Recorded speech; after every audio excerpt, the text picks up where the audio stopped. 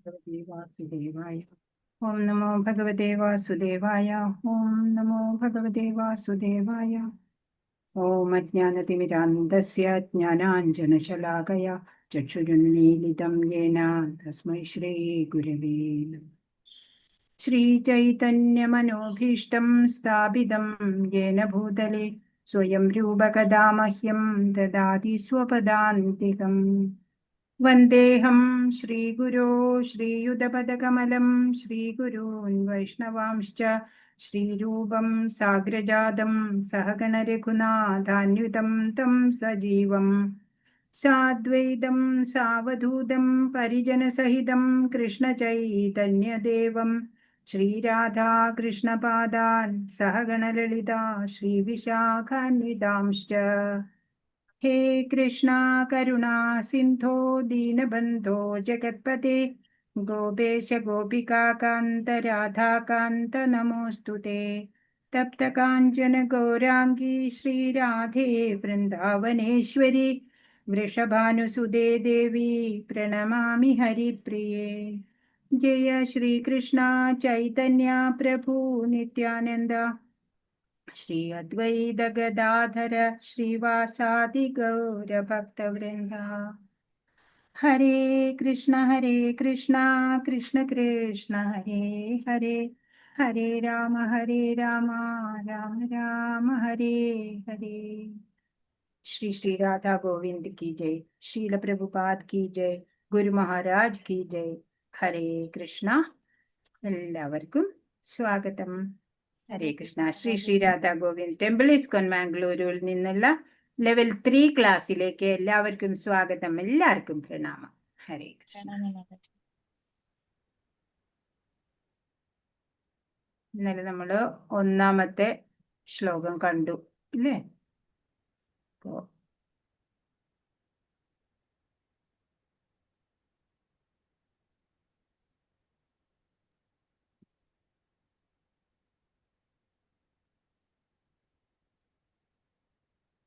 ഹരേ കൃഷ്ണ.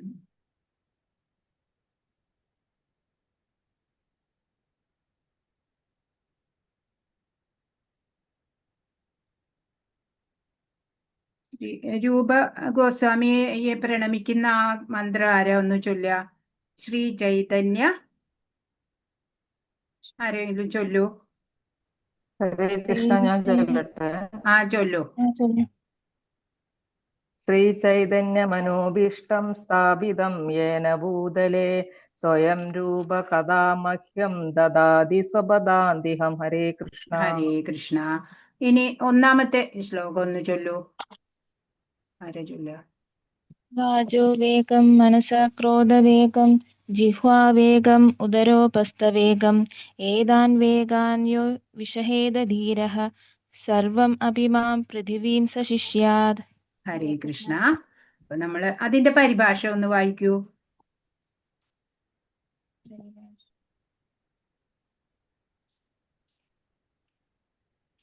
സംസാരിക്കാനുള്ള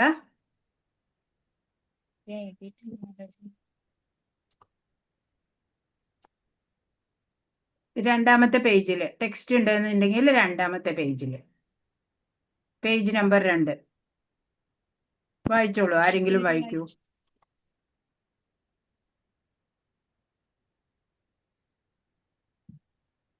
സംസാരിക്കാനുള്ള ത്വരയെയും മനസ്സിന്റെ വിവിധ അഭിലാഷങ്ങളെയും കോപത്തിന്റെ പ്രവർത്തനങ്ങളെയും നാവിന്റെ ത്വരകളെയും ഉദരത്തിന്റെയും ഉത്പാദനേന്ദ്രിയത്തിന്റെയും ത്വരകളെയും സഹിക്കുവാൻ കഴിവുള്ളവൻ ധീരനാണ്.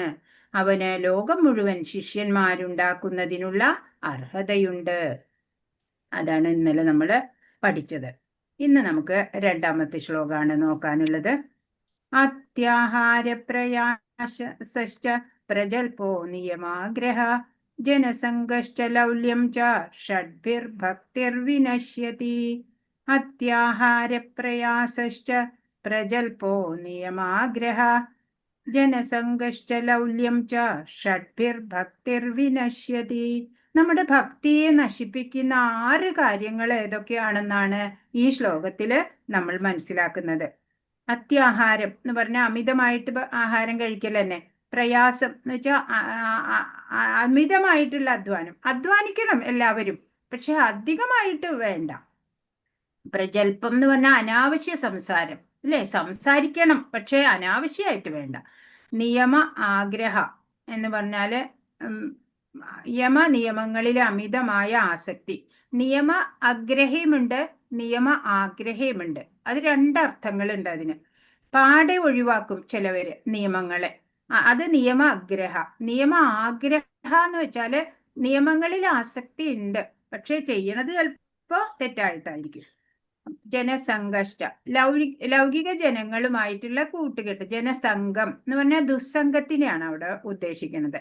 ലൗല്യം എന്ന് പറഞ്ഞാൽ തീവ്രമായിട്ട് ഓരോന്നിനെ ആഗ്രഹിക്കണേനാണ് ലൗല്യം എന്ന് പറയാം. അങ്ങനെ 6 കാര്യങ്ങള് നമ്മളുടെ ഭക്തിയെ നശിപ്പിക്കുന്നതാണ് എന്ന്. താഴെ പറയുന്ന 6 കാര്യങ്ങളിൽ അമിതമായി ഏർപ്പെടുന്നവരുടെ ഭക്തി നശിച്ചു പോകുന്നു. എന്തൊക്കെയാണത്? ആവശ്യത്തിലധികം ഭക്ഷിക്കുക, അല്ലെങ്കിൽ ആവശ്യത്തിലധികം സമ്പാദിക്കുക. ഇപ്പൊ ആഹാരം എന്ന് പറഞ്ഞാൽ നമ്മൾ എല്ലാ ഇന്ദ്രിയങ്ങളിലൂടെയും നമ്മൾ ആഹാരം കഴിക്കുന്നുണ്ട്. കണ്ണിലൂടെ ഉണ്ട്, ചെവി, മൂക്ക്, വായ കൂടെ കഴിക്കണ ആഹാരം മാത്രമല്ല, മറ്റ് ഇന്ദ്രിയങ്ങളിലൂടെയും നമ്മൾ ഈ പ്രപഞ്ചത്തിൽ നിന്ന് പലതും നമ്മൾ ഇങ്ങനെ സ്വാംശീകരിച്ചുകൊണ്ടിരിക്കുക, അല്ലേ? നമ്മൾ വേണ്ടാത്തതൊക്കെ നമ്മൾ കാണാൻ പോകും, അതുപോലെ വേണ്ടാത്ത കാര്യങ്ങളൊക്കെ നമ്മൾക്ക് കേൾക്കാൻ ആഗ്രഹം ഉണ്ടാവും, അല്ലേ? അപ്പൊ അതൊക്കെയും ഇതിൽ ആഹാരം എന്നുള്ള ഗണനയിൽ പെടും, ഗ്രൂപ്പിൽ വരും. ആവശ്യത്തിലധികം ഭക്ഷിക്കരുത്. ആവശ്യത്തിന് മാത്രം, അല്ലെ? ജീവിക്കാൻ വേണ്ടി ഭക്ഷിക്കുക എന്ന് പറയും, ഭക്ഷിക്കാൻ വേണ്ടി ജീവിക്കരുത് എന്ന്. അപ്പൊ അതുപോലെ ആവശ്യത്തിലധികം സമ്പാദിച്ചു കൂട്ടുക, അത് മനുഷ്യന് മാത്രമുള്ള ഒരു ക്വാളിറ്റിയാ, അല്ലെ? ആവശ്യത്തിൽ എത്ര കിട്ടിയാലും മതിയാവില്ല, അങ്ങനെ പാടില്ല. ദുർലഭങ്ങളായ തുച്ഛ വസ്തുക്കൾ ലഭിക്കുന്നതിനു വേണ്ടി കൂടുതലായി അധ്വാനിക്കുക. പ്രയാസം എന്ന് പറഞ്ഞാല് ഇവിടെയുള്ള ഈ പ്രപഞ്ചത്തിലെ എല്ലാ വസ്തുക്കളും നിരർത്ഥകങ്ങളാ, അല്ലെ? നമുക്ക് വേണ്ടത് ഉന്നതമായിട്ടുള്ള ആവശ്യമാണ് നമ്മളുടെ. എന്താണ്? ഭഗവത് പ്രാപ്തിയാണ് നമുക്ക് ഏറ്റവും ശ്രേഷ്ഠമായിട്ട് ആഗ്രഹിക്കാനുള്ളത്. അതല്ലാതെ എനിക്ക് വീട് വേണം, ജോലി വേണം, അതൊന്നും അല്ല, അല്ലെ നമ്മൾ ആഗ്രഹിക്കേണ്ടത്. തുച്ഛ വസ്തുക്കളാണ് അതൊക്കെ. അങ്ങനെ തുച്ഛ വസ്തുക്കൾക്ക് വേണ്ടിയിട്ട് നമ്മൾ ഇങ്ങനെ കിടന്ന് അധ്വാനിച്ച് നമ്മുടെ ജീവിതം കളയാണ്. ഒരു സമയവും ഭഗവാനെ കുറിച്ച് ചിന്തിക്കാൻ നമുക്ക് കിട്ടണില്ല. അങ്ങനെ വരുമ്പോ, അല്ലെ? കൂടുതൽ അധ്വാനിക്കൽ മാത്രമേ ഉണ്ടാവുള്ളൂ. ഗൗരവമില്ലാത്ത ലൗകിക വിഷയങ്ങളെ കുറിച്ച് ആവശ്യമില്ലാതെ സംസാരിക്കുക. പ്രജൽപ്പം എന്നുള്ളത് കൊണ്ട് അതാ ഉദ്ദേശിക്കുന്നത്, അല്ലെ? ചിലവരുണ്ട് എന്തെങ്കിലുമൊക്കെ അങ്ങ് സംസാരിച്ചോളും, അല്ലെ? പരദൂഷണോ മറ്റുള്ളവരെ കുറിച്ചോ. നമ്മളെയാണ് മനസ്സിലാക്കേണ്ടത്, അല്ലെ? മറ്റുള്ളവരെ മനസ്സിലാക്കിയിട്ട് എന്താ കാര്യം? അപ്പോ അതാണ് ഗൗരവമില്ലാത്ത ലൗകിക വിഷയങ്ങളെ കുറിച്ച് ആവശ്യമില്ലാതെ സംസാരിക്കരുത്. അത് നമ്മുടെ ഭക്തിയെ അധപ്പതിപ്പിക്കും. അപ്പോ നമ്മൾ എന്ത് വേണം? എല്ലാവരോടും ഇടപഴകാം, ദുർജനങ്ങളെ മാത്രം ഒഴിവാക്കുക. സജ്ജനങ്ങളോട് നമുക്ക് ഭഗവാനെ കുറിച്ചൊക്കെ ധാരാളം നമ്മൾ സംസാരിക്കാം. അല്ലാതെ വെറുതെ നിരർത്ഥകമായിട്ട് ഇങ്ങനെ കുറെ സംസാരിക്കേണ്ടത് നല്ലതല്ല. വൈദിക വിധികളെയും നിയന്ത്രണങ്ങളെയും ആത്മീയ പുരോഗതി ലക്ഷ്യമാക്കാതെ ഒഴിവാക്കുവാൻ നിവൃത്തിയില്ലല്ലോ എന്ന ഒരു തോന്നൽ കൊണ്ട് മാത്രം അനുസരിക്കുക. ഇപ്പൊ നിയമാഗ്രഹ എന്ന് ഇവിടെ പറയുന്നുണ്ട്, അല്ലെ? അതിന് 2 അർത്ഥങ്ങളുണ്ട്. നിയമ ആഗ്രഹമുണ്ട്, നിയമ അഗ്രഹമുണ്ട് എന്നാ പറയണത്. ഇപ്പൊ നിയമ അഗ്രഹ എന്ന് പറഞ്ഞാല് നിയമങ്ങൾ പാലിക്കില്ല, ഒട്ടും പാലിക്കില്ല, അല്ലെ? വൈദിക നിയമങ്ങളൊക്കെ ഉണ്ട്, അല്ലെ? എങ്ങനെ വേണം മനുഷ്യൻ ജീവിക്കേണ്ടത് ധാർമ്മികമായിട്ട് എന്നൊക്കെ പറഞ്ഞു തരുന്ന നിയമങ്ങളുണ്ട്. അതൊന്നും പാലിക്കില്ല. നിയമ അഗ്രഹ എന്ന് പറയും. നിയമ ആഗ്രഹ എന്ന് പറഞ്ഞാലോ നിയമം എന്തിനെന്നറിയാതെ പാലിക്കും വെറുതെ, അല്ലെ? വ്രതമൊക്കെ എടുക്കും, എന്തിനാണെന്നൊന്നും ശരിയായിട്ട് അതിന്റെ സിഗ്നിഫിക്കൻസ് ഒന്നും അറിഞ്ഞുകൂടാ. അതാണ് നിയമ ആഗ്രഹ. അപ്പൊ ഇവിടെ നിയമാഗ്രഹ എന്ന് പറയുമ്പോൾ നിയമ അഗ്രഹയും വരും, നിയമ ആഗ്രഹയും വരും. നിയമ അഗ്രഹ എന്ന് പറഞ്ഞാൽ നിയമങ്ങൾ പാലിക്കാതിരിക്കണു. നിയമ ആഗ്രഹ എന്ന് പറഞ്ഞാൽ നിയമം എന്തിനെന്നറിയാതെ ഒരാൾ ചെയ്യുന്നുണ്ട്, അതേപോലെ ഞാനും ചെയ്യണു എന്ന് മാത്രം. എന്തിനാന്നൊന്നും അതിന്റെ മഹത്വമൊന്നും ഗ്രഹിച്ചിട്ടില്ല അങ്ങനെ ചെയ്യുന്നത്. അപ്പൊ നിയമാഗ്രഹയായി. ഇനി എന്താണ്? വിധി നിയന്ത്രണങ്ങളെ വകവയ്ക്കാതെ സ്വേച്ഛാനുസരണം പ്രവർത്തിക്കുക. വിധിയെ ഒന്നും നോക്കില്ല അവര്, അല്ലെ? നിയമം ഒന്നും അനുസരിക്കില്ല. ഇനിയോ കൃഷ്ണാവബോധത്തിൽ താല്പര്യമില്ലാത്ത വിഷയികളായ ജനങ്ങളുമായി കൂട്ടുചേരുക. ജനസംഘം എന്നിവിടെ ജനസംഘം എന്ന് പറഞ്ഞിട്ടുണ്ട്, അല്ലെ? ശ്ലോകത്തിലുണ്ട്. അപ്പൊ അത് എന്താണ്? ഭഗവാനെ കുറിച്ച് പറയണ വിഷയങ്ങളിലൊന്നും താല്പര്യമില്ലാത്തവരായിട്ട് കൂട്ടുകൂടേണ്ടതില്ല, അല്ലെ? അങ്ങനെ സാധാരണ നേട്ടങ്ങൾക്ക് വേണ്ടി അത്യാർത്തി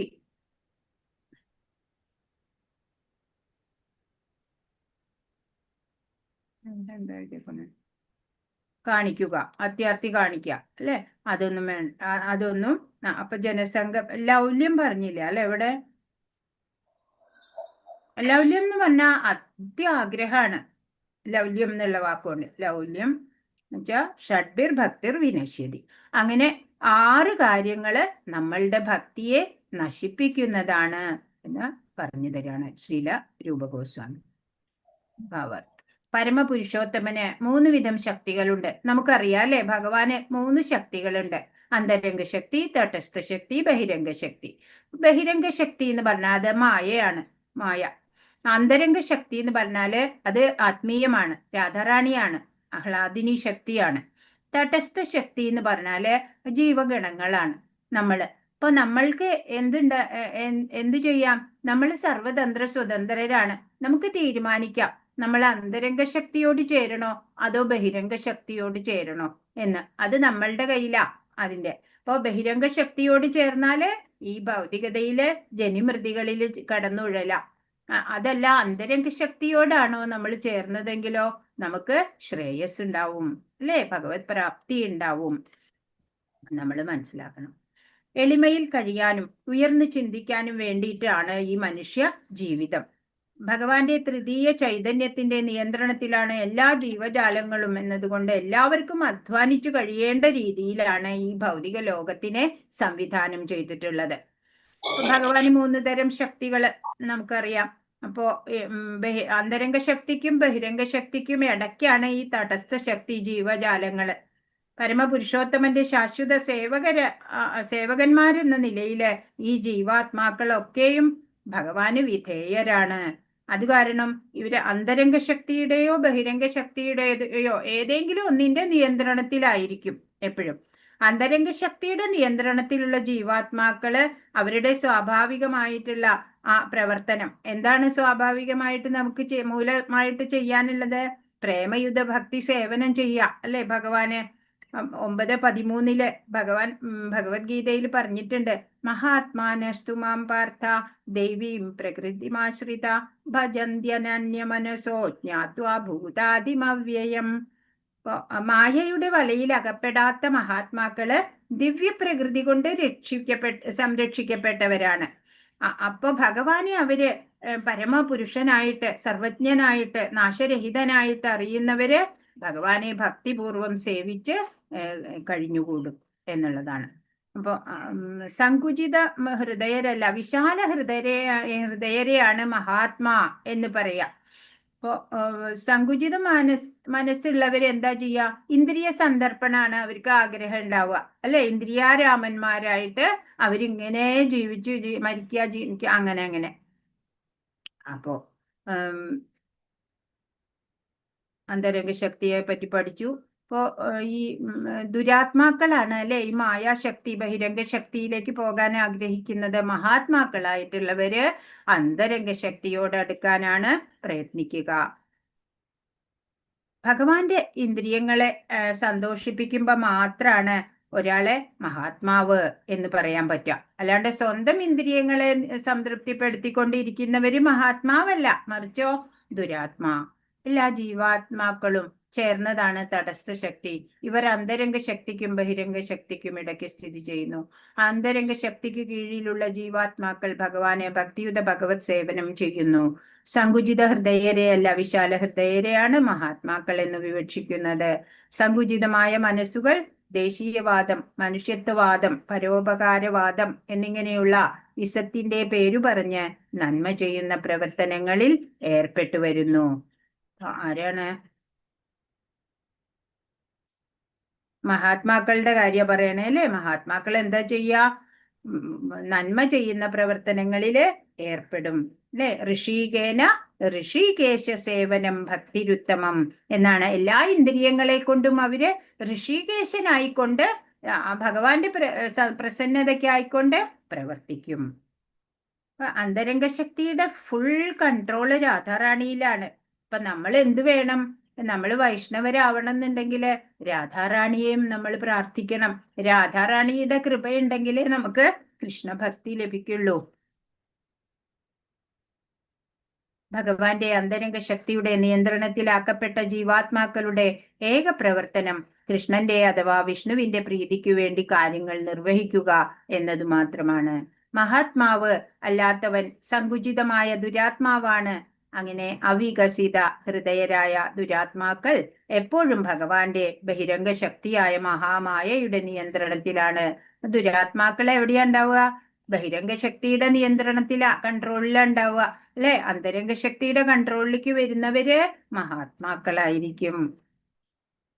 ഭൗതികതയിലുള്ള ജീവാത്മാക്കൾ അഥവാ മഹാമായയുടെ വിധേയത്തിൽ കഴിയുന്ന ഈ ജീവാത്മാക്കൾ ആദിദൈവികം, ആദിഭൗതികം, ആധ്യാത്മികം എന്നിങ്ങനെ 3 വിധം ക്ലേശങ്ങളിൽ. ഇവിടെ അക്ഷരത്തിന് തെറ്റുണ്ട് കേട്ടോ. ഇവിടെ ധായാണ് വേണ്ടത്. ഇവിടെ 2 സ്ഥലത്ത് ആദിദൈവികം, ആദിഭൗതികം, ആധ്യാത്മികം എന്നിങ്ങനെ 3 വിധം ക്ലേശങ്ങളിൽ അകപ്പെട്ട് വലയ്ക്കപ്പെടുന്നു.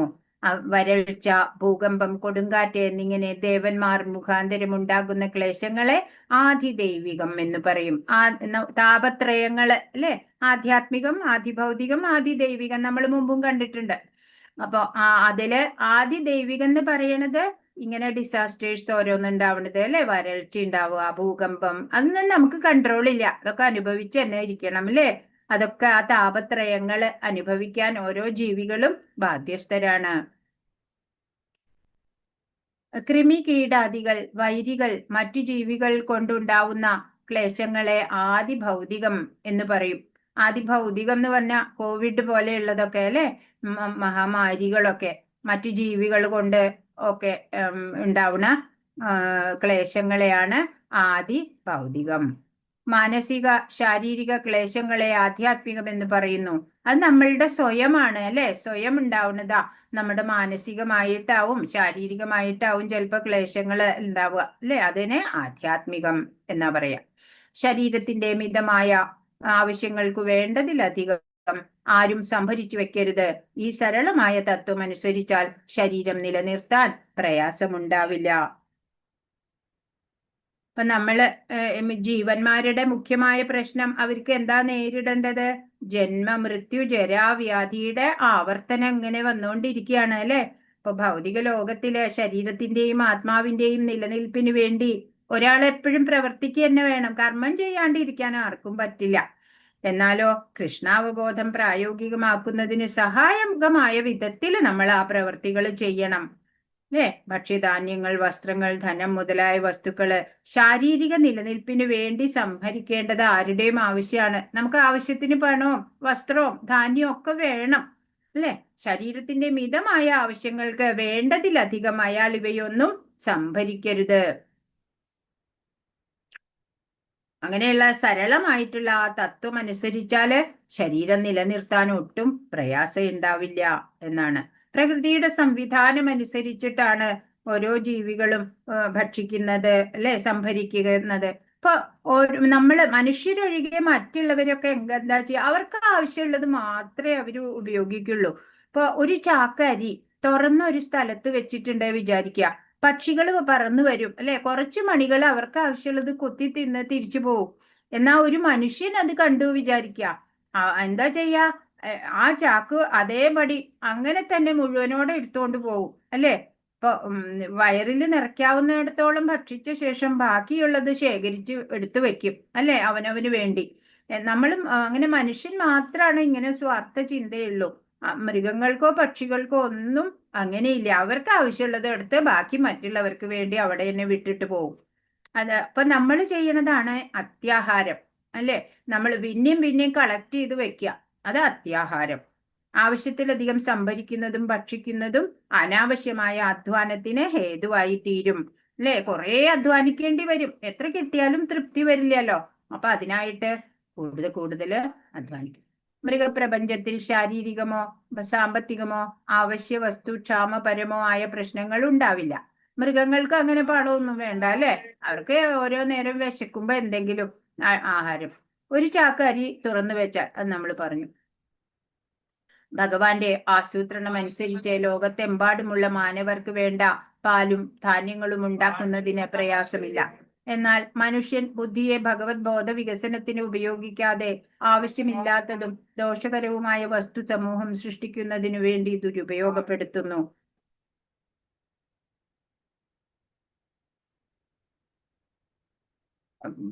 മനുഷ്യന് മാത്രമാണ് അല്ലെ ഗുണോത്തരമായ ബുദ്ധി നൽകപ്പെട്ടിട്ടുള്ളത്. കൃഷ്ണാവബോധം വികസിപ്പിച്ചെടുക്കാനുള്ള, അല്ലെങ്കിൽ ഈശ്വരനെ മനസ്സിലാക്കാനുള്ള, അല്ലെങ്കിൽ ഈശ്വരനുമായിട്ടുള്ള നമ്മുടെ ബന്ധത്തെ അറിയാനുള്ള, ജീവിതത്തിന്റെ ലക്ഷ്യവും ഭഗവത് പ്രേമവും അറിയാനും സമ്പാദിക്കാനുമുള്ള ആ ബുദ്ധി, ഗുണോത്തരമായ ബുദ്ധി നൽകപ്പെട്ടിട്ടുള്ളത് മനുഷ്യന് മാത്രാണ്, അല്ലെ? അത് നമ്മൾ വേണ്ട വിധത്തിൽ ഉപയോഗിക്കണം. ഭൗതികതയിൽ നിന്ന് രക്ഷ നേടാൻ ഈ മനസ്സും ശരീരവും സ്വസ്ഥമാക്കി ഭഗവത് ഭക്തിക്ക് അനുകൂലമാക്കണം നമ്മള്. പെട്ടെന്നൊന്നും നമുക്കിത് സാധിക്കില്ല. ഭൗതിക കർത്തവ്യങ്ങളൊക്കെ ചെയ്യുന്നതോടൊപ്പം ആധ്യാത്മികതയിലും ശ്രദ്ധിക്കണം നമ്മള്. അങ്ങനെ പതുക്കെ പതുക്കെ വേണം നമുക്ക് ഭക്തിയിൽ പുരോഗമിക്കാൻ വേണ്ടിയിട്ട്. ഈ 11 ശ്ലോകം ചെറിയതാണ് അല്ലെ? ഒരു കുറവ് ശബ്ദത്തിലൂടെ നമുക്ക് പറഞ്ഞു തരികയാണ് ഒരു വിഷയം തന്നെ കൂടുതൽ ഭക്തിയില് പുരോഗമിക്കാൻ വേണ്ടിയിട്ട്. അത്യാഹാരം അതൊക്കെ ഭക്തി മാർഗത്തിന് തടസ്സമുള്ളതാണ്. ഇന്ദ്രിയങ്ങളെല്ലാം ആഹാരം കഴിക്കുന്നുണ്ട്. ഈ എല്ലാ ഇന്ദ്രിയങ്ങൾക്കും ആവശ്യത്തിലധികം ആഹാരം അരുത്. എത്ര മിനിമം റിക്വയർമെന്റ് ഉണ്ടോ അത്രയ്ക്കേ നമ്മൾ എടുക്കാവൂ. ആഹാരം വിഹാരം എല്ലാം മിതമായിട്ട് ചെയ്യാം. ഭക്തി ജീവിതത്തിന് ബാധയുണ്ടാവരുത്. ഭക്തിക്ക് ഒരു തടസ്സം ഉണ്ടാവുന്ന രീതിയിൽ ഒന്നും ചെയ്യരുത്. ഡിസിപ്ലിൻഡ് ആയിരിക്കണം നമ്മള്. സിമ്പിൾ ലിവിങ്, ഹൈ തിങ്കിങ് എന്ന് പറയും പ്രഭുപാദ്. അതാണ് നമുക്ക് വേണ്ടത്. എളിയ ജീവിതം, ഉയർന്ന ചിന്ത, അതാണ് സിമ്പിൾ ലിവിങ് എന്ന വ്യവസ്ഥ സ്വീകരിക്കുന്നതിന് സാമാന്യന ജനങ്ങൾ ഇന്നും വിമുഖരാണ്. എല്ലാവർക്കും ഇത് പറ്റണില്ല അല്ലെ? എളിയ ജീവിതം, ഉയർന്ന ചിന്ത, അതാണ് വേണ്ടത്.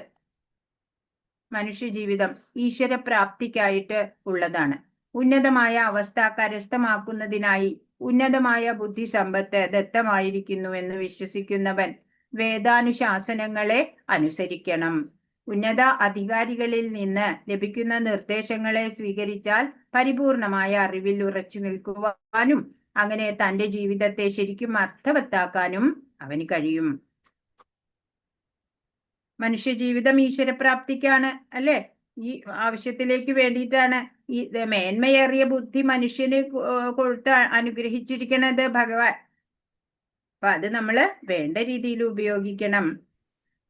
ധർമ്മസ്യ ഹ്യാപവർഗസ്യ നാർത്ഥോ അർത്ഥോയ കൽപ്പതേ നാർത്ഥസ്യ ധർമ്മൈകാന്തസ്യ കാമോ ലാഭായ ഹി സ്മൃത. എല്ലാ തൊഴിലും എല്ലാ പ്രവർത്തനങ്ങളും ധർമ്മപരമായ മോചനത്തെ ലക്ഷ്യമാക്കിയിട്ടുള്ളതാണ്. ലൗകിക നേട്ടങ്ങളെ ഉദ്ദേശിച്ചിട്ടല്ല അതൊന്നും നമ്മൾ ചെയ്യേണ്ടത്. ധർമ്മം അനുഷ്ഠിച്ചുകൊണ്ടേയിരിക്കുന്ന ഒരുവൻ തന്റെ ഭൗതിക നേട്ടങ്ങളെ ഇന്ദ്രിയ സന്ദർപ്പണത്തിനായിട്ട് ഒരിക്കലും പ്രയോജനപ്പെടുത്തരുത്. ഒരു ഭൗതികവാദി എന്താ പറയാ? ഓ, ദാ അടുത്ത വീട്ടിലെ അയാൾക്ക് നല്ല കാറൊക്കെ ഉണ്ട്, എനിക്കില്ല എന്ന് പറയും. ഓരോ വ്യക്തിയും ഓരോ ദിശയിലാണ് സഞ്ചരിക്കുന്നത്. ഒരാളുടെ പോലെ മറ്റൊരാൾക്ക് ആവാൻ പറ്റില്ല അല്ലെ? നമ്മൾ നമ്മുടെ ഉദ്ദേശം മനസ്സിലാക്കുക. ഭൗതികരുടെ പിന്നാലെ പോകണ്ട അല്ലെ? സത്സംഗം, സജ്ജനങ്ങളുമായിട്ട് ഭക്തരുമായിട്ട് ഇടപഴകുക. അപ്പോഴാണ് നമുക്ക് നമ്മുടെ ഉന്നത ലക്ഷ്യമാണ്. അവരുടെ പോലെ നിസ്സാര ലക്ഷ്യമല്ല. ഒരു കാറ് വേണം, വീട് വേണം, അത് അങ്ങനെയുള്ള തുച്ഛമായ ലക്ഷ്യമായിരിക്കരുത് വേണ്ടത്. ഭഗവത് പ്രാപ്തിയാണ് നമ്മുടെ അല്ലെ? ഉന്നത ലക്ഷ്യത്തിലേക്കാണ് നമ്മൾ പോകേണ്ടത്. മായാശക്തിക്ക് അധീനരായിട്ട് സുഖത്തിന്റെ പിന്നാലെ പോകരുത്. അപ്പൊ ഭക്തിക്ക് അനുകൂലമല്ലാത്തതൊക്കെ നമ്മൾ ഒഴിവാക്കണം. പ്രഭുപാദ് ഒരിക്കല് ദില്ലിയില്. അന്നൊക്കെ അംബാസിഡർ കാറുകളാ, അതിൽ പോകുമായിരുന്നു. അപ്പൊ അദ്ദേഹത്തിന്റെ ശിഷ്യൻ ഡ്രൈവർ പറയാണ്, നോക്കൂ സ്വാമി, അവിടെ ബെൻസ് കാറ് ഒരാൾ പോകുന്നു. പ്രഭുപാദ് പറഞ്ഞു, എന്താ ഇപ്പൊ ബെൻസ് കാർ കൊണ്ട് എന്താ പ്രയോജനം? നമുക്ക് യാത്ര ചെയ്യണം, അത്രേ വേണ്ടൂ. അതിന് ഈ കാറായാലും മതി. പിന്നെന്തിനാ ഈർഷ്യ, അല്ലെ? ആഗ്രഹങ്ങൾ ബാക്കിയാക്കിയാലുണ്ടല്ലോ, അത് പൂർത്തീകരിക്കാനായിട്ട് നമ്മൾ വീണ്ടും ജന്മം എടുക്കേണ്ടി വരും എന്നാണ്. ഇപ്പൊ മനുഷ്യൻ മൃഗങ്ങളെക്കാള് നീചരായി പോകരുത്. മൃഗങ്ങൾ ഒന്നും സംഭരിക്കണില്ല, അല്ലെ? പ്രകൃതിയില് എല്ലാവർക്കും ഉള്ളത് പര്യാപ്തമായ മാത്രയില് എല്ലാം ഭഗവാൻ സംവിധാനം ചെയ്തു വെച്ചിട്ടുണ്ട്. നമ്മള് പ്രകൃതിയെ നശിപ്പിക്കാതെ അതൊക്കെ ആവശ്യത്തിനെടുത്ത് ഉപയോഗിക്കുക മാത്രമാണ് ചെയ്യേണ്ടതുള്ളൂ. വീഡിയോ തന്നെയോ ഓഫായി പോകുന്നതാ ചിലപ്പോ. ഹരേ കൃഷ്ണ. അപ്പോ നമ്മൾ പറയണത്, അപ്പൊ മൃഗങ്ങളൊന്നും അങ്ങനെ കരുതി വെക്കുന്നില്ല, അല്ലെ? അനാവശ്യമായിട്ട് കൂടുതലൊന്നും ഉപയോഗിക്കുന്നില്ല. മനുഷ്യനാണ് അത്യാഹാരമൊക്കെ ഉള്ളത്. ഈ ധർമാനുഷ്ഠാനം മോക്ഷം ലക്ഷ്യമാക്കിയിട്ടായിരിക്കണം, അല്ലെ? നമ്മൾ ധാർമ്മികമായിട്ട് എല്ലാ പ്രവൃത്തിയും ചെയ്യേണ്ടത്, അല്ലാണ്ട് ഭക്ഷണം നേടാൻ വേണ്ടിയിട്ടല്ല.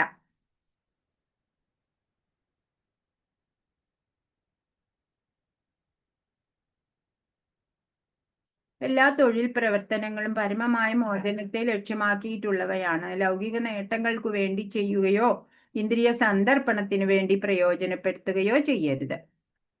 നമ്മൾ പറഞ്ഞു, പ്രജൽപ്പം, മിഥ്യാഭാഷണം ഒഴിവാക്കി മറ്റുള്ളവരോട് കൃഷ്ണാവബോധത്തെക്കുറിച്ച് സംസാരിക്കണം. അനാവശ്യമായിട്ട് സംസാരിക്കേണ്ടതില്ല, അല്ലെ? ഇപ്പോ അത്യാഹാരം നമ്മൾ സംഭരിച്ചു വെക്കേണ്ട എന്ന് പറഞ്ഞു. ഇപ്പൊ ഒരു സന്യാസി ഒന്നും സംഭരിച്ചു വെക്കില്ല, എന്നാലോ ഒരു ഗൃഹസ്ഥന് കുറച്ചൊക്കെ സംഭരിച്ചു വെക്കേണ്ടതുണ്ട്, അല്ലെ? എമർജൻസി സിറ്റുവേഷൻസ് ഒക്കെ വരുമ്പോൾ ആവശ്യമുണ്ട്, അതല്ലാതെ വേണ്ടതില്ല. ഇപ്പൊ ഭഗവത്ഗീതയിലും പറയുന്നുണ്ട്, അല്ലെ? യുക്താഹാര വിഹാരസ്യ യുക്തചേഷ്ടസ്യ കർമ്മസു എന്ന്. യുക്തമായിട്ടുള്ള ആഹാരവും വിഹാരവും ആണ് വേണ്ടത്, അല്ലെ? ഭക്തിയില്. പ്രജൽപ്പം എന്ന് പറഞ്ഞാല് മിഥ്യാസംഭാഷണാണ്. ഈ തവളകളെ പോലെ, അല്ലെ, പോക്രോം എന്ന് നിലവിളിക്കുന്ന അങ്ങനെ ഉള്ള സംസാരിക്കണവര്, അങ്ങനെ സംസാരിക്കുന്നത് നമ്മളുടെ തന്നെ നാശത്തിലേക്കാണ് നമ്മളെ കൊണ്ടുപോകുക. നേരെ മറിച്ച് കൃഷ്ണാവബോധത്തെ കുറിച്ച് സംസാരിക്കുക, നമ്മളുടെ വീട്ടിലുള്ളവർക്ക് പറഞ്ഞു കൊടുക്കുക, ചുറ്റുമുള്ളവർക്ക് പറഞ്ഞു കൊടുക്കുക. അങ്ങനെയൊക്കെ വേണം നമ്മള്. നമ്മുടെ ആ കഴിവുണ്ടല്ലോ, സംസാരിക്കാനുള്ള ആ ബോധന ശക്തി ഉണ്ടല്ലോ, അത് നമ്മളെ ഭാഷണത്തിന്റെ ശക്തി നമ്മൾ അങ്ങനെ ഉപയോഗിക്കണം. പിന്നെ ജനസംഘം, കൃഷ്ണാവബോധത്തിൽ അഭിരുചി ഇല്ലാത്തവരുമായി കൂട്ടുകൂടരുത്. ഭഗവത് ഭക്തന്മാരോടൊന്നിച്ച് ഭഗവത് സേവനം നിർവഹിക്കണം. അതാണ് വേണ്ടത് ജനസംഘം എന്നുള്ളത് കൊണ്ട്. എന്താ ഉദ്ദേശിക്കണേ? കൃഷ്ണാവബോധത്തിൽ അഭിരുചി ഇല്ലാത്തവരുമായിട്ട് നമ്മൾ കൂട്ടുകൂടേണ്ടതില്ല. പറഞ്ഞു, ആവശ്യത്തിന് മാത്രം സംഭരിക്കുക, പക്ഷിമൃഗാദികളെ പോലെ. പിന്നെ പ്രസാദം കഴിക്കണത് ശീലമാക്കുക, അല്ലെ? അതും ഭഗവാന്റെ ഒരു സേവനം തന്നെയാണ്. കൃഷ്ണ കഥകൾ കേൾക്കുക, സേവന മനോഭാവത്തില് ചെയ്യുക. ഒരു മിനിറ്റ് കേട്ടോ, ഒരു മിനിറ്റ്.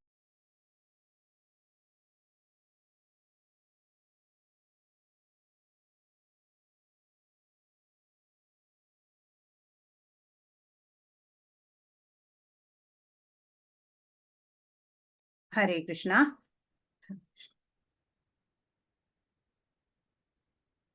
അപ്പൊ നമ്മൾ എവിടെ പറഞ്ഞു? ജനസംഘം. കൃഷ്ണാവബോധം ഒഴിച്ചു നിർത്തി ജ്ഞാനം നേടാൻ ഉദ്ദേശിക്കുന്നതും സാമ്പത്തിക പുരോഗതിയെക്കുറിച്ച് കർമ്മികൾ എഴുതുന്ന ഗ്രന്ഥങ്ങളും അത്യാഹാര വകുപ്പിൽ പെടുന്നു. ഭഗവാനെ കുറിച്ചിട്ട് പറയാത്ത പല രചനകൾ ഇപ്പൊ ഇന്ന് മാർക്കറ്റിൽ അവൈലബിൾ ആണ്, അല്ലെ? എന്തോ പല പല സാഹിത്യങ്ങള്. അതൊന്നും നമ്മൾക്ക് ശ്രേയസ്സിലേക്ക് നമ്മളെ കൊണ്ടുപോകില്ല. അതൊക്കെ നമ്മളുടെ അധപ്പതനത്തിനാണ് കാരണമാവുള്ളൂ. അപ്പൊ നമ്മള് ശാസ്ത്രസമ്മതമായിട്ടുള്ള ഗ്രന്ഥങ്ങൾ വേണം പഠിക്കാൻ, മനസ്സിലാക്കാൻ. കൃഷ്ണനെ വിസ്മരിക്കാത്ത ഭക്തജനങ്ങൾക്ക് സത്സംഗത്തിനുള്ള അവസരം നൽകുന്നതിനായിട്ടാണ് ഇസ്കോൺ എന്നുള്ള ഈ സമിതി, അന്താരാഷ്ട്ര കൃഷ്ണാവബോധ സമിതി സ്ഥാപിച്ചിട്ടുള്ളത്. ഈ ആത്മീയ സംഘടന അനുദിനം വളർന്നുകൊണ്ടിരിക്കുകയാണ്.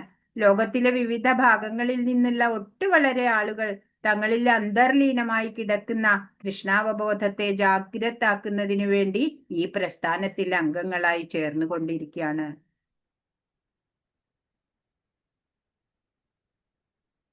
നമുക്ക് എല്ലാം കൃഷ്ണ കൃപയുണ്ടെങ്കിൽ അധികം പ്രയാസപ്പെടാതെ തന്നെ നമുക്ക് ലഭിക്കും. ഭഗവത് കൃപയാണ് വേണ്ടത് നമുക്ക്. അനുവൃത്തി എന്ന വ്യാഖ്യാനത്തില് ശ്രീല ഭക്തി സിദ്ധാന്ത സരസ്വതി ഠാക്കൂർ എഴുതിയിട്ടുണ്ട്, ധ്യാനശീലക്കാരായ വിരസ തത്വദർശികൾ ജ്ഞാനം നേടുന്നതിനായി നടത്തുന്ന ആ അത്യധ്വാനവും അത്യാഹാരത്തിന്റെ പരിധിയിൽ വരും. അല്ലെ? ഇവര് ജ്ഞാനയോഗികള് എങ്ങനെയാ ചെയ്യുക? സ്ട്രഗിള് ചെയ്യും. അവര് നല്ലതുപോലെ സ്ട്രഗിൾ ചെയ്യും. എന്നിട്ട് അവർക്ക് എന്തേ വേണ്ടു? അവർക്ക് ബ്രഹ്മജ്യോതിസിൽ ലയിക്കണം. അവിടെ എത്തിയ ഫുൾ സ്റ്റോപ്പാണ് അവർക്ക്. പക്ഷെ ഒരു ഭക്തൻ അതല്ല ആഗ്രഹിക്കുക. ഭക്തൻ എപ്പോഴും ഭഗവത് സേവനം വേണം. ഇവിടെ ആണെങ്കിലും അതെ, നമ്മൾ മരണശേഷമാണെങ്കിലും അതെ, അതാ ഭക്തൻ ആഗ്രഹിക്കുക. അല്ല, ബ്രഹ്മജ്യോതിസിൽ ലയിച്ചങ്ങ് പോയാ പിന്നെ നമുക്ക് ഒന്നും ചെയ്യാൻ പറ്റില്ല, അല്ലെ? അപ്പൊ ഭഗവത് സാമീപ്യം, അതാണ് ഒരു ഭക്തൻ എപ്പോഴും ഇപ്പോഴും പരഗതിയിലും ഒക്കെയും അതാണ് ആഗ്രഹിക്കുക. ശ്രീമദ് ഭാഗവതം അനുസരിച്ച് കൃഷ്ണാവബോധം ഒഴിച്ചു നിർത്തിക്കൊണ്ട് ധ്യാനശീലക്കാരായ ദാർശനികന്മാർ എഴുതിത്തള്ളുന്ന വിരസ തത്വചിന്താ ഗ്രന്ഥങ്ങൾ മുഴുവനും നിരർത്ഥകങ്ങളാണ്. അതൊന്നും നമ്മൾ ഉപയോഗിക്കരുത്. ഭാവി തലമുറകൾക്ക് അനുഭവിക്കുന്നതിനായി കർമ്മികൾ കൂടുതൽ സമ്പത്ത് സമാർജിക്കുവാൻ ശ്രമിക്കുന്നു, അല്ലെ? മക്കൾക്ക്, അവരുടെ മക്കൾക്ക് വേണ്ടി അങ്ങനെയൊക്കെ. തന്റെ ഭാവി പദവി എന്താണെന്ന് അവർക്ക് അറിയില്ല, അല്ലെ? ധാരാളം പണം ശേഖരിക്കുന്നതിൽ മാത്രം അവര് തൽപരരാവും. മൂഢന്മാരാണ് അവര്.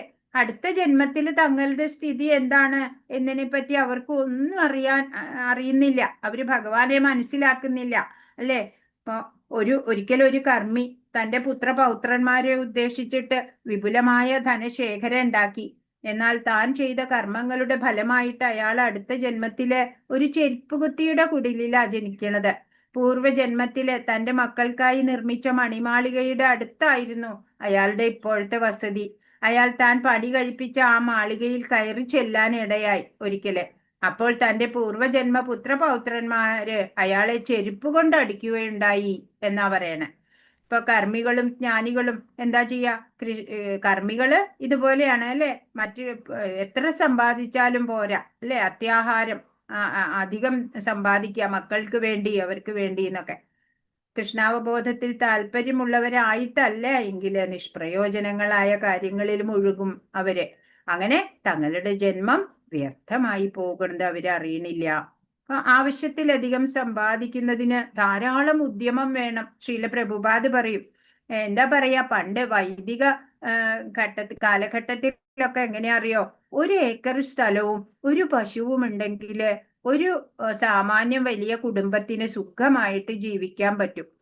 പശുവിനെയും ഭൂമിയെയും ആശ്രയിച്ചിട്ട് ജീവിക്കും അവര്. അവിടെ ആ 1 ഏക്കർ സ്ഥലത്തിൽ അവര് കൃഷിയൊക്കെ ചെയ്തിട്ട് അവർക്ക് ആവശ്യമുള്ള ഉൽപ്പന്നങ്ങളൊക്കെ ഉണ്ടാക്കും. പശു ഉണ്ട്, അല്ലെ? പാലുണ്ട്. പശുവിന്റെ ചാണകമൊക്കെ വളമാക്കി ഉപയോഗിക്കും.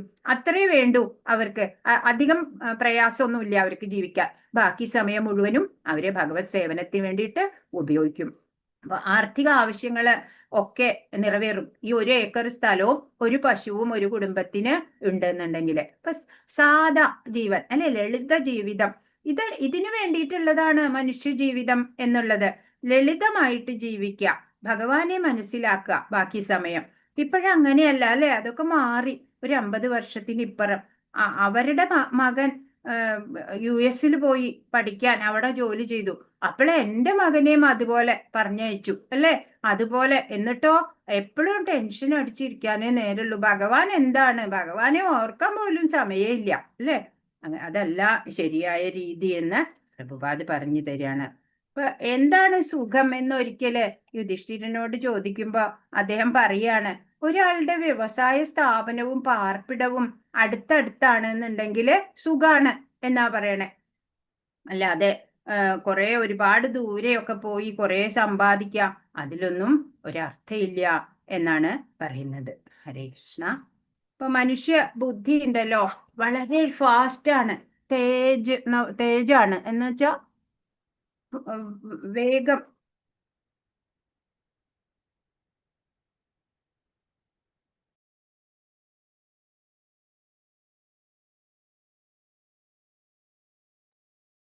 ഇപ്പൊ മനുഷ്യബുദ്ധി വളരെ ഫാസ്റ്റാണ്. ഉച്ചതര ബുദ്ധി എന്നാ പറയാ.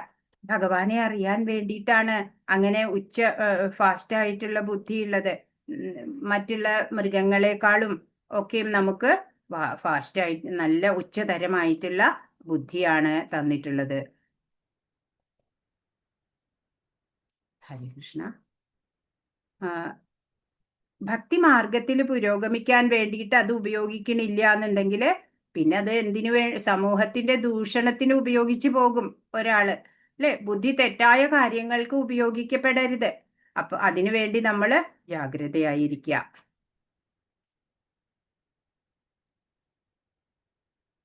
യോഗം ശീലിച്ച് പൂർണ്ണതയിലെത്തിച്ച് ബ്രഹ്മത്തിൽ അലിഞ്ഞു ചേർന്ന് മനസ്സിനെ വികസിപ്പിക്കാനുള്ള ആഗ്രഹവും യോഗശീലനം വഴി അത്ഭുതകരമായ ഭൗതിക സിദ്ധികൾ ഉണ്ടാക്കാനുള്ള ആഗ്രഹവും ലൗല്യമാണ്. ഈ മനസ്സിനെ യോഗ പരിശീലനത്തിലൂടെ ഓരോ അത്ഭുതമായിട്ടുള്ള സിദ്ധികള്, അതായത് ഈ അഷ്ടസിദ്ധികൾ എന്ന് പറയും.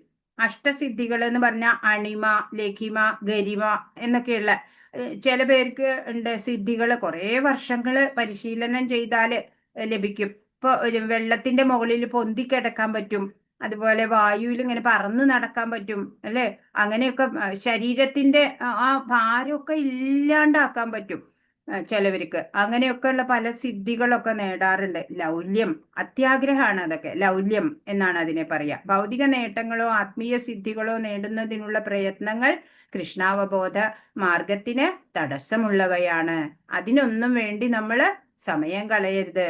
ഒരിക്കല് ഒരാചാര്യന്റെ അടുത്ത് ഒരു ആള് വന്ന് പറയാണ്, ഗുരു, എനിക്കിപ്പോഴാ വെള്ളത്തിന്റെ മുകളിൽ കൂടെ നടക്കാൻ പറ്റും എന്ന് പറയാണ്.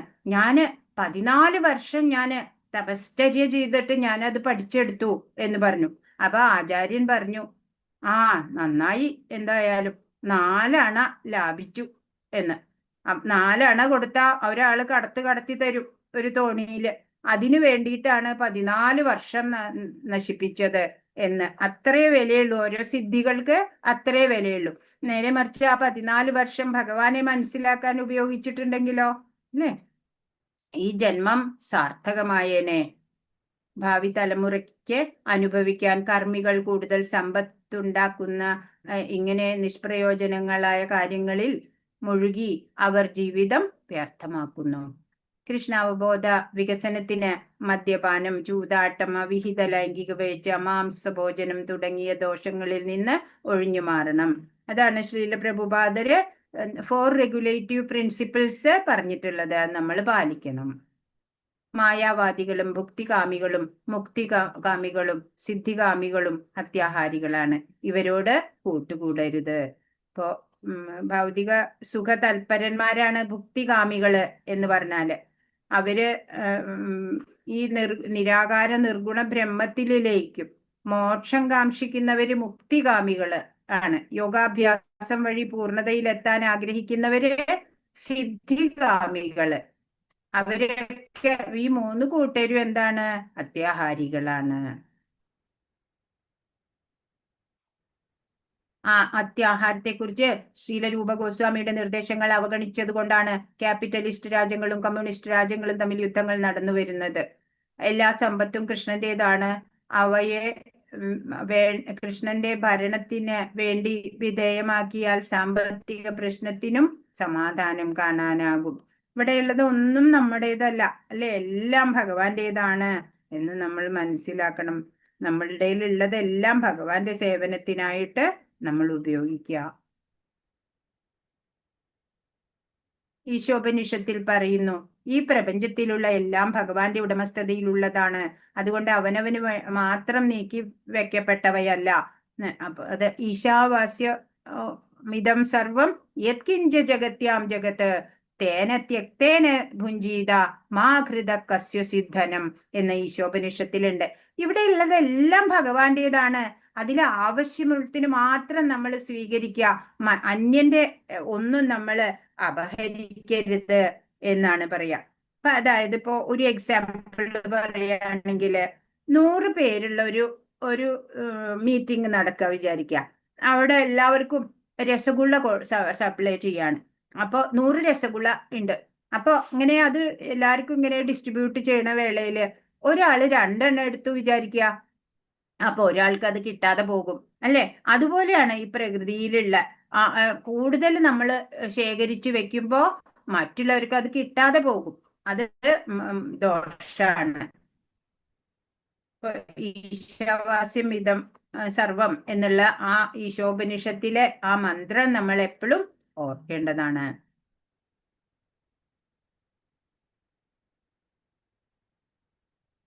ഈശ്വരനിൽ വിശ്വാസമില്ലാത്തയാൾ ലൗകിക സമ്പത്ത് വർദ്ധിപ്പിക്കാനായി ക്യാപിറ്റലിസം, കമ്മ്യൂണിസം എന്നിങ്ങനെ സമ്പ്രദായങ്ങളുണ്ട്. അത്യാഹാരം ഉപേക്ഷിച്ചാൽ മനുഷ്യരും മൃഗവും കമ്മ്യൂണിസ്റ്റും ക്യാപിറ്റലിസ്റ്റും തമ്മിലുള്ള ശത്രുത നിലയ്ക്കും. രാഷ്ട്രീയമായ ദുർവ്യവസ്ഥയും അസ്ഥിരതയും ഇല്ലാതാവും. ബുദ്ധിയുള്ള മനുഷ്യൻ 6 ഭക്തിമാർഗ പ്രതിബന്ധങ്ങളെ തട്ടി നീക്കണം. അതിന് കൃഷ്ണാവബോധ പ്രസ്ഥാനത്തെ പൂർണ്ണ മനസ്സോടെ ശരണം പ്രാപിക്കണം. അപ്പൊ നമ്മള് എന്തേ വേണ്ടു? നമ്മളിപ്പോ ഇസ്കോണില് മനസ്സിലാക്കി ഇസ്കോണിനെ കുറിച്ച് അല്ലേ. അപ്പൊ നമ്മള് അത്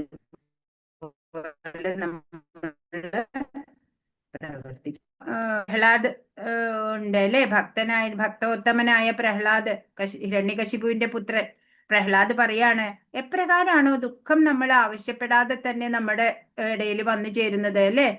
നമ്മള് വിചാരിക്കാതെ തന്നെ പല ദുഃഖങ്ങളും നമ്മുടെ ജീവിതത്തിൽ ഉണ്ടാവും. സുഖവും അതുപോലെ തന്നെ നമുക്ക് വന്നു ചേരും എന്നാണ്.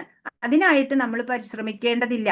ദുഃഖാണെങ്കിലും സുഖാണെങ്കിലും അതൊക്കെ നമുക്ക് വരാനുള്ളത് വന്നു ചേരുക തന്നെ ചെയ്യും. പക്ഷെ നമ്മൾ എന്തിനു വേണ്ടിയിട്ടാ പരിശ്രമിക്കേണ്ടത്? ഭഗവാനെ കിട്ടുന്നതിന് വേണ്ടിയിട്ട് നല്ലതുപോലെ പരിശ്രമിക്കണം. അതിന് നമ്മുടെ ശക്തിയും സമയവും ഒക്കെ നമ്മൾ വിനിയോഗിക്കണം. സമസ്ത ധനവും ഭഗവാന്റേതാണ്. നമുക്ക് സീമയുണ്ട് അല്ലേ, അത് അതിക്രമിക്കരുത്. നമുക്കുള്ള കോട്ട ഓരോരുത്തർക്കും ഉണ്ടാവും അല്ലെ, റേഷൻ കോട്ട ഉണ്ടാവും. അത് മാത്രമേ നമ്മൾ സ്വീകരിക്കാവൂ. അതല്ലെന്നുണ്ടെങ്കിൽ പ്രകൃതിയുടെ ദണ്ഡം അനുഭവിക്കേണ്ടി വരും, ശിക്ഷ അനുഭവിക്കേണ്ടതായിട്ട് വരും.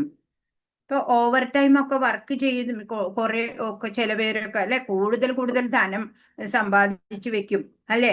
പക്ഷെ അങ്ങനെ കൂടുതൽ അധ്വാനം ചെയ്യുമ്പോൾ എന്താ ഉണ്ടാവുക? കുറച്ച് കഴിയുമ്പോൾ അയാളുടെ ആരോഗ്യം മോശമാവും അല്ലെ.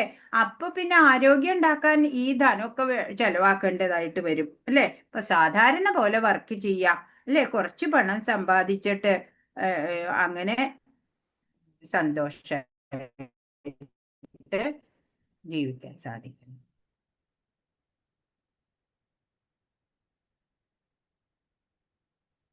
എന്താണ്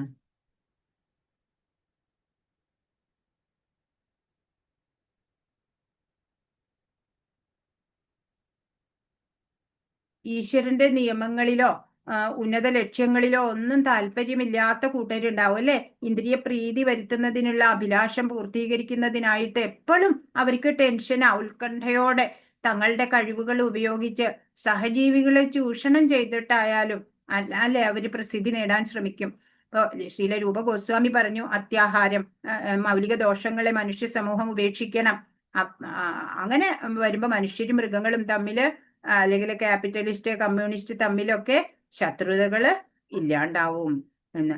ഈ ഭൂമിയിൽ ശാന്തമായ പരിതസ്ഥിതി സാധ്യമാകുന്നതിന് സഹായകമായ രീതിയിൽ ആത്മീയതയുടെ ആധാരത്തിൽ കെട്ടിപ്പടുത്ത ഒരു സമൂഹത്തെയാണ് കൃഷ്ണാവബോധം സൃഷ്ടിച്ചുകൊണ്ടിരിക്കുന്നത്.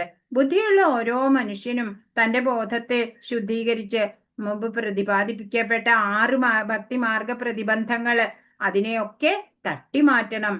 അതിനുവേണ്ടി കൃഷ്ണാവബോധ പ്രസ്ഥാനത്തെ പൂർണ്ണ മനസ്സോടെ ശരണം പ്രാപിക്കാവുന്നതാണ് എന്നാണ്. അവിടെ 2ാമത്തെ ശ്ലോകത്തിന്റെ വിവരണം കഴിയാണ്. ഹരേ കൃഷ്ണ കൃഷ്ണ കൃഷ്ണ ഹരേ ഹരേ, ഹരേ രാമ രാമ രാമ ഹരേ ഹരേ. വാഞ്ചാകൽപതരുഭ്യശ്ച കൃപാ സിന്ധുഭ്യേവ ച പതിതാനാം പാവനേഭ്യോ വൈഷ്ണവേഭ്യോ നമോ നമഃ. अनंत कोटि वैष्णव वृंद की जय, श्रील प्रभुपाद की जय, गुरु महाराज की जय. हरे കൃഷ്ണ. ഇന്ന് പറഞ്ഞതിൽ എന്തെങ്കിലും സംശയം ഉണ്ടെങ്കിൽ ചോദിക്കൂ.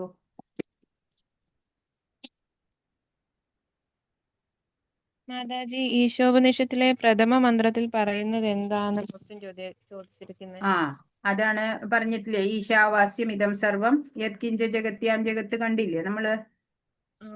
ഈ പ്രപഞ്ചത്തിലുള്ള സചേതനങ്ങളും അചേതനങ്ങളുമായ എല്ലാം ഭഗവാന്റെ ഉടമസ്ഥതയിലുള്ളതാണ്.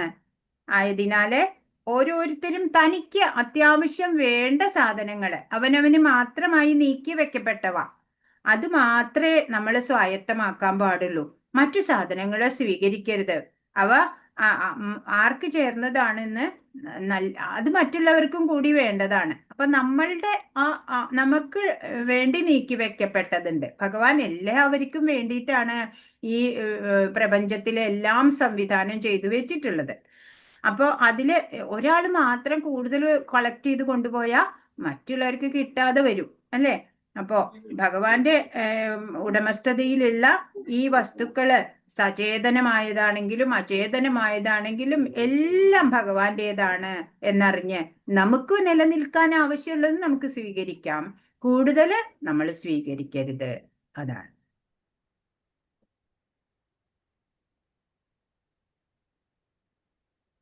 പിന്നെന്തെങ്കിലും?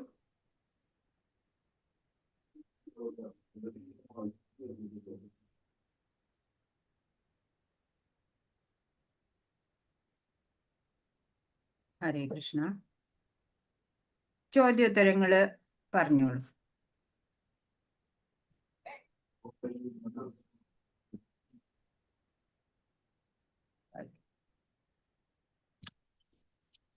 കൃഷ്ണഭക്തി നശിച്ചു പോകുന്ന ആറ് കാരണങ്ങൾ എന്തൊക്കെയാ? ആവശ്യത്തിലധികം ഭക്ഷിക്കുക അല്ലെങ്കിൽ സമ്പാദിക്കുക, ആ ദുർലഭങ്ങളായ തുച്ഛ വസ്തുക്കൾ ലഭിക്കുന്നതിന് വേണ്ടി കൂടുതലായി അധ്വാനിക്കുക, ആ ഗൗരവമല്ലാത്ത ലൗകിക വിഷയങ്ങളെ കുറിച്ച് ആവശ്യമില്ലാതെ സംസാരിക്കുക, ആ വൈദിക വിധികളെയും നിയന്ത്രണങ്ങളെയും ആത്മീയ പുരോഗതി ലക്ഷ്യമാക്കാതെ ഒഴിവാക്കാൻ ഇല്ലല്ലോ എന്ന് ചിന്തിക്കുക. അത് അങ്ങനെ വിചാരിച്ച് മാത്രം അത് അനുസരിക്കുക. അല്ലെങ്കിലോ വൈദിക വിധി നിയന്ത്രണങ്ങളെ വകവെക്കാതെ തന്നിഷ്ടപ്രകാരം പ്രവർത്തിക്കല്. രണ്ടെണ്ണം ഉണ്ട് പറഞ്ഞു അല്ലെ? നിയമ അഗ്രഹയുണ്ട്, നിയമ ആഗ്രഹയും വരും. പിന്നത്തെയോ? പിന്നെ ഒന്ന് വിധിയുടെ അല്ല, ജനസംഘം അല്ലേ? കൃഷ്ണാവബോധത്തിൽ താല്പര്യമില്ലാത്ത വിഷയികളായ ജനങ്ങളുമായിട്ട് കൂട്ടുചേരുക. പിന്നെയോ ലൗല്യം ഉണ്ട് അല്ലേ? സാധാരണ നേട്ടങ്ങൾക്ക് വേണ്ടി അത്യാർത്തി കാണിക്കുക അല്ലേ? ലൗല്യം. അങ്ങനെയുള്ള 6 കാര്യങ്ങള് നമ്മളുടെ ഭക്തിയെ നശിപ്പിക്കുന്നതാണ്. അടുത്തത് ഭഗവാന്റെ 3 ശക്തികൾ ഏതെല്ലാം? അന്തരംഗ ശക്തി, തടസ്ഥ ശക്തി, ബഹിരംഗ ശക്തി. അതെ. ഒരാളെ മഹാത്മാവ് എന്ന് വിളിക്കാൻ സാധിക്കുന്നത് എപ്പോൾ? നന്മ ചെയ്യുന്ന പ്രവർത്തനത്തിൽ ഏർപ്പെടുമ്പോൾ. അതെ. അതിന്റെ കറക്റ്റായിട്ട് എഴുതിയിട്ടില്ലേ? മഹാത്മാവ് ആരെല്ലാം എഴുതിയിട്ടുണ്ട്? ആരാ എഴുതിയ? ശരിക്കും എഴുതിയൊരു വായിക്കൂ. ഭഗവാന്റെ ഇന്ദ്രിയങ്ങൾ സംതൃപ്തിപ്പെടുത്തുമ്പോൾ മഹാത്മാവ് പറഞ്ഞു. പിന്നെ നന്മ ചെയ്യുന്ന മാതാജി പറഞ്ഞതുപോലും പറഞ്ഞു. ക്ലിയർ ആവണില്ല. ക്ലിയർ ആയിട്ട് പറയൂ. പരമപുരുഷോത്തമനായ ഭഗവാന്റെ ഇന്ദ്രിയങ്ങളെ സന്തോഷിപ്പിക്കുമ്പോൾ മാത്രമേ ഒരാളെ മഹാത്മാവ് എന്ന് പറയാൻ പറ്റുകയുള്ളൂ. അതെ. എല്ലാവരും നോട്ട് ചെയ്തോളൂ.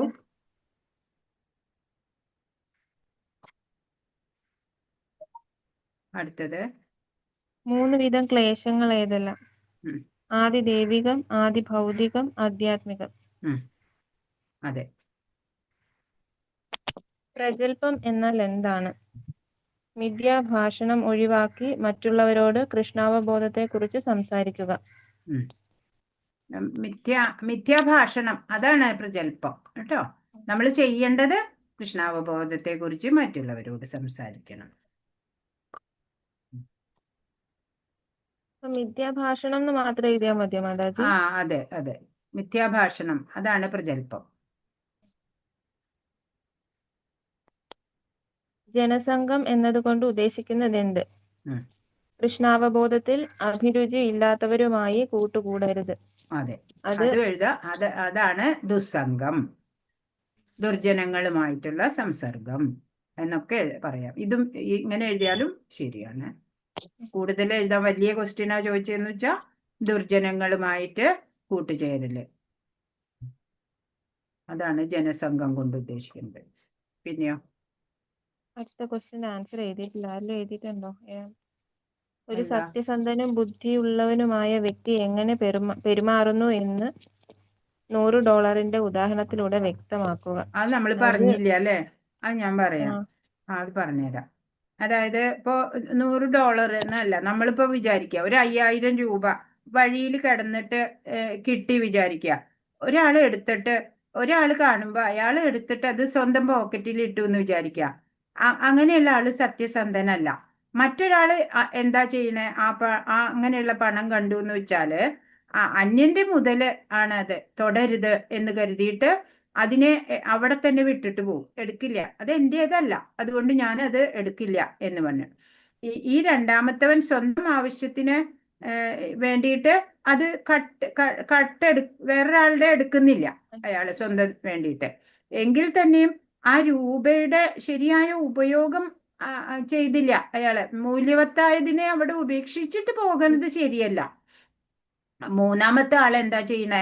ആ പണം എടുക്കുക, എന്നിട്ട് അതിന്റെ ഉടമസ്ഥനെ കണ്ടുപിടിച്ചിട്ട് ഏൽപ്പിക്കും. അങ്ങനെയുള്ള ആള് സ്വന്തം ആവശ്യത്തിന് ആ പണം എടുത്ത് ഉപയോഗിച്ചില്ല അല്ലേ? അതേസമയോ അതിനെ ഉപേക്ഷിച്ച് കളഞ്ഞതുമില്ല, തെരുവിൽ കിടന്നിട്ട് നശിച്ചു പോകും അത് അല്ലേ? അപ്പൊ അതിനെ വീണ്ടെടുത്തിട്ട് നഷ്ടപ്പെട്ടവന് തിരിച്ചേൽപ്പിക്കുകയാണ് ചെയ്യണത്. ഈ ആളാണ് സത്യസന്ധനും ബുദ്ധിമാനും. അതാണ്. മൂല്യവത്തായ വസ്തുക്കള് വഴിയിൽ നിന്നൊക്കെ കിട്ടുമ്പോൾ അത് നമ്മൾ ഉപേക്ഷിച്ച് കളയരുത്. അതല്ലെങ്കിൽ അത് എടുത്ത് സ്വന്തം ആവശ്യത്തിന് ഉപയോഗിക്കരുത്. പകരം അത് എടുത്ത് സേഫായി വെച്ചിട്ട് അത് നഷ്ടപ്പെട്ട ആൾക്ക് തിരിച്ചേൽപ്പിക്കാൻ കഴിയണം. അങ്ങനെയുള്ള ആള് ബുദ്ധിമാനും സത്യസന്ധനും. അടുത്തത് മാതാജി, ഒരിക്കലേ ഒരു 10-12 വർഷങ്ങൾക്ക് മുമ്പ് നമ്മുടെ വീടിന്റെ മുന്നിൽ കൂടെ ഒരു വണ്ടി പോയി. ആ വണ്ടി അവരുടെ തെറിച്ചു വീണ് ഒരു ബാഗ് നിറച്ചും പൈസ വീണ് പോയിരുന്നു. 1,28,000 രൂപയുണ്ടായിരുന്നു. അതെല്ലാം അവിടെ. അപ്പൊ ഞാനിങ്ങനെ പുല്ല് പറിക്കുന്നിരുന്നു. അത് മുഴുവൻ പെറുക്കി വെച്ചിട്ട് അതില് ആ ബുക്കിൽ നമ്പരൊന്നുമില്ല. അയാളുടെ നമ്പരല്ല, അയാള് വിളിച്ച ക്ലയൻസിന്റെ നമ്പർ ഉണ്ടായിരുന്നു. അവരെ ഓരോരുത്തരെയും വിളിച്ചു നോക്കി. അപ്പൊ ഒരാൾ പറഞ്ഞു ഇങ്ങനെയാണെന്ന് പറഞ്ഞപ്പോ ഇതിലെ വന്നാണ്. അപ്പൊ ഈ കാലിത്തീറ്റയുടെ അങ്ങനെയാണ്ട് ഒരാളായിരുന്നു. അപ്പൊ അവര് എന്നിട്ട് പിന്നെ അവര് എറണാകുളംകാർക്കായിരുന്നു. അവര് എന്നിട്ട് വന്ന് കൊണ്ടുപോയി ആ പൈസ. നല്ലൊരു കാര്യം ചെയ്തു. വേറെ ആരെങ്കിലും സത്യസന്ധരല്ലാത്തവർക്ക് അങ്ങനെ ചെയ്യാൻ സാധിക്കില്ല. അവര് പണല്ലേ, പണം ആർക്കും വേണമല്ലേ? ആർക്ക് കിട്ടിയാലും ഭയങ്കര സങ്കടമായി നമുക്ക്. ഇനി അയാൾ എന്തിനു കൊണ്ടുവന്നാണ്? ഇനി ഹോസ്പിറ്റൽ ചെലവനാണോ ഇനി എന്തേലും ഒന്നും നമുക്ക് അറിയില്ലായിരുന്നു. പിന്നെ ഒരാഴ്ചക്കുള്ളിലാണ് അത്. 3 ദിവസം കഴിഞ്ഞപ്പോ അയാള് വിവരം അറിഞ്ഞു. പിന്നെ പറഞ്ഞു വരാന്ന് പറഞ്ഞു വന്ന് കൊണ്ടുപോയി. അതൊരു സത്കർമ്മം തന്നെയാണത്. നല്ലൊരു കർമ്മമാണ്. മറ്റുള്ളവരുടെ നമുക്ക് അർഹമല്ലാത്ത പണം നമ്മൾ ഉപയോഗിച്ചുകൂടാ അല്ലേ? പിന്നെ ചോദ്യം കഴിഞ്ഞോ? അതെ. ഈ ഈശോപനിഷത്തിലെ പ്രഥമ മന്ത്രത്തിൽ പറയുന്നത് എന്ത്? അതാണ് ഭഗവാന്റേതാണ്. ഇവിടത്തെ എല്ലാ കാര്യങ്ങളും, അതായത് സചേതനങ്ങളായതും അചേതനങ്ങളായതുമായിട്ടുള്ള എല്ലാം, പ്രപഞ്ചത്തിലുള്ളതെല്ലാം ഭഗവാന്റെ ഉടമസ്ഥതയിലുള്ളതാണ്.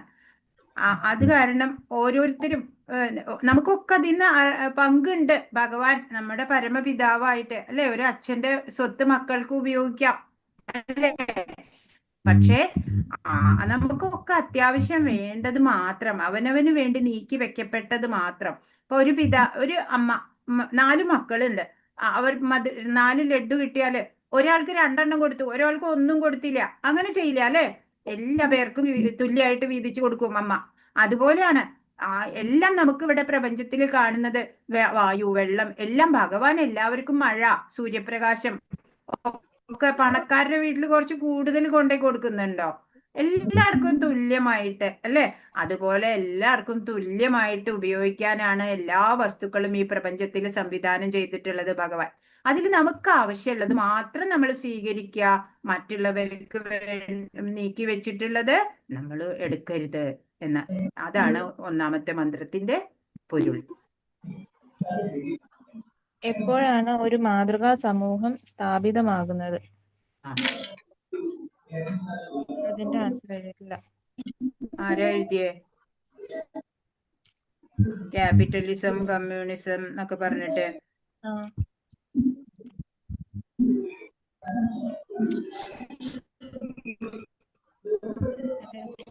മാതാജി ഇനി അത് കേട്ടിട്ട് എഴുതിക്കോളാം മാതാജി. അതെ, അത് ഇതാണെന്നേ. ഈ ഇപ്പൊ ഈ ശ്ലോകത്തിലൂടെ ശ്രീല രൂപഗോസ്വാമി നമുക്ക് പറഞ്ഞു തന്നില്ലേ, അത്യാഹാര പ്രയാസശ്ച നിയമം, ഈ നിയമാഗ്രഹ ലൗല്യം വരെയുള്ളത് അതൊക്കെ നമ്മൾ പാലിക്കുകയാണെന്നുണ്ടെങ്കിൽ ഈ 6 ദോഷങ്ങളാണ്. ഈ ദോഷങ്ങളെ ഉപേക്ഷിച്ചാല് മനുഷ്യരും മൃഗവും തമ്മിലും അതുപോലെ ക്യാപിറ്റലിസ്റ്റുകളും കമ്മ്യൂണിസ്റ്റുകളും തമ്മിലും ഉള്ള ശത്രുത എല്ലാം നശിക്കും, അല്ലെ? അപ്പോഴാണ് സോഷ്യലിസം വരിക. അപ്പോൾ സാമ്പത്തികമായിട്ടും രാഷ്ട്രീയമായിട്ടുള്ള ദുർവ്യവസ്ഥകളും അസ്ഥിരതയും ഒക്കെ ദൂരീകരിക്കപ്പെടും. അപ്പോഴ് നല്ലൊരു സമൂഹം ഉണ്ടാവും.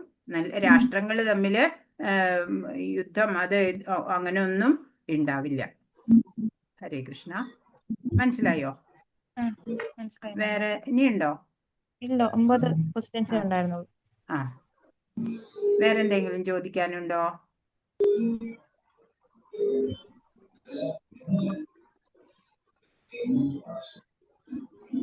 ഹരേ കൃഷ്ണ. കുറച്ച് ദിവസം ഞാൻ ഉണ്ടാവില്ല കേട്ടോ, ഒരാഴ്ച എന്തായാലും ഉണ്ടാവില്ല. ഹരേ കൃഷ്ണ.